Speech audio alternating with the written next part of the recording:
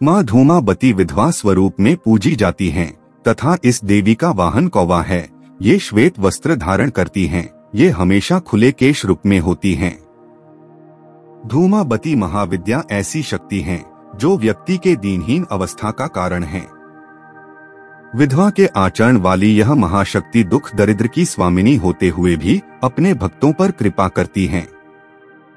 माँ धूमावती का संबंध केतु ग्रह तथा इनका नक्षत्र ज्येष्ठा है। इस कारण इन्हें ज्येष्ठा भी कहा जाता है। अगर किसी व्यक्ति की कुंडली में केतु ग्रह श्रेष्ठ जगह पर कार्यरत हो अथवा केतु ग्रह से सहायता मिल रही हो तो उस व्यक्ति के जीवन में दुख दरिद्र और दुर्भाग्य से छुटकारा मिलता है। केतु ग्रह की प्रबलता से व्यक्ति सभी प्रकार के कर्जों से मुक्ति पाता है और उसके जीवन में धन, सुख और ऐश्वर्य की वृद्धि होती है। तो ध्यानपूर्वक सुनिए, मैं आज आपको माँ धूमावती की कथा और इनकी साधना करने की विधि और मंत्र भी बताता हूँ। एक बार माता सती शिव के साथ हिमालय में विचरण कर रही थी।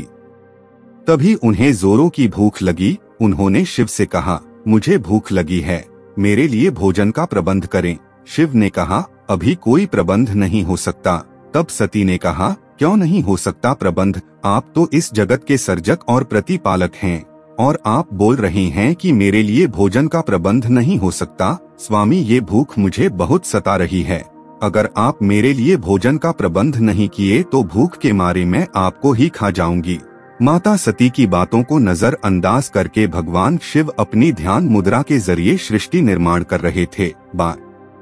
बार माता सती द्वारा भूख लगने की बातों को सुनकर शिव अपनी ध्यान मुद्रा का त्याग कर माता सती से बोले, क्यों मेरे कार्यों में बाधा पहुंचा रही हो सती? मैं बोला न, तुम्हारे खाने के लिए इस वक्त कुछ भी प्रबंध नहीं हो सकता।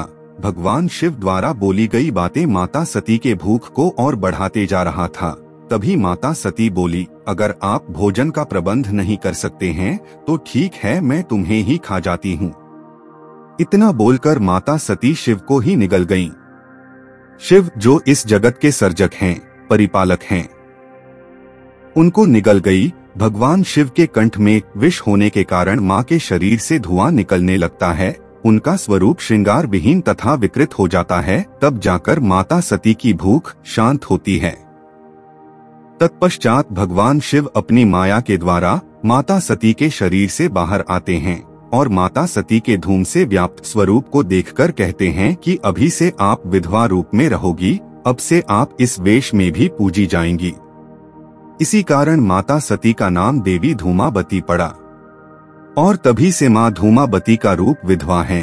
अभिशप्त और परित्यक्त, भूख लगना और पति को निगल जाना सांकेतिक है। यह इंसान की कामनाओं का प्रतीक है जो कभी खत्म नहीं होती और इसलिए वह हमेशा असंतुष्ट रहता है। माँ धूमावती उन कामनाओं को खा जाने यानी नष्ट करने की ओर इशारा करती हैं।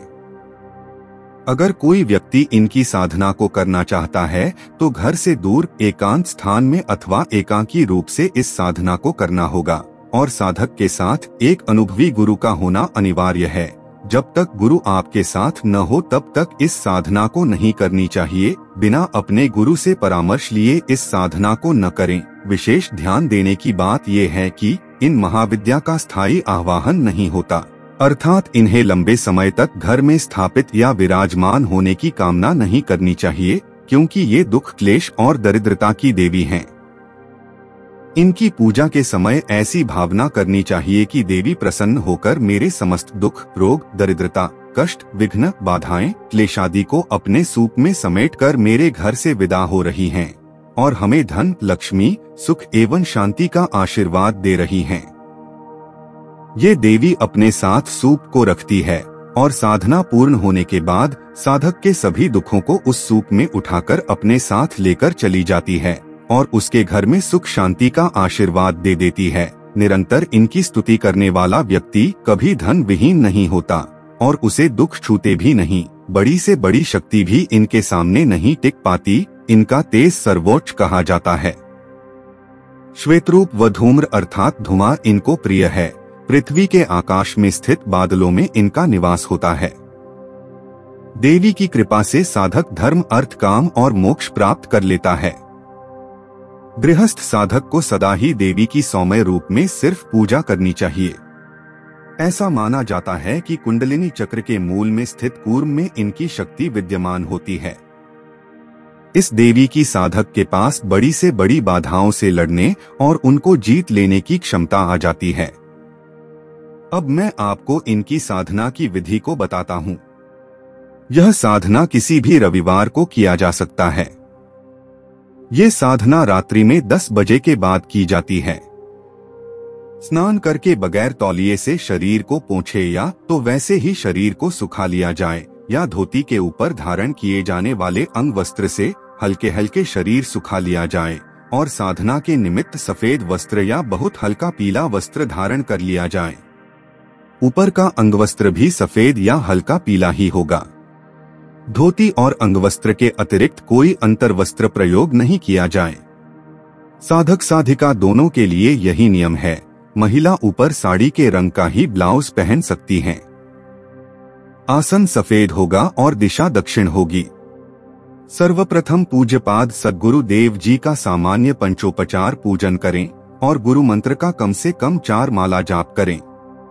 फिर उनसे तांत्रोक्त धूमावती साधना संपन्न करने हेतु मानसिक रूप से गुरुआज्ञा लेकर साधना की पूर्णता और सफलता के लिए प्रार्थना करनी चाहिए। तत्पश्चात भगवान गणपति जी का स्मरण करके 1 माला गणपति मंत्र का जाप करें।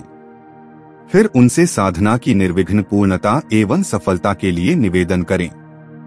इसके बाद एक पृथक बजोट पर सफेद वस्त्र बिछाकर एक लोहे या स्टील के पात्र में काजल से धूम 20 का अंकन करके उसके ऊपर एक सुपारी स्थापित कर दें और हाथ जोड़कर निम्न ध्यान मंत्र का 11 बार उच्चारण करें। धूम्रा मतिव सतिव पूर्णात् सा सायुग में सौभाग्य दात्री सदैव करुणामयी। इसके बाद उस सुपारी को माँ धूमावती का रूप मानते हुए अक्षत, काजल, भस्म, धूप बत्ती या अगरबत्ती की राख, गोबर के उपलों की राख या पहले हुए किसी भी हवन की भस्म, काली मिर्च और तेल के दीपक से और उबाली हुई उड़द तथा फल के नैवेद्य द्वारा उनका पूजन करें।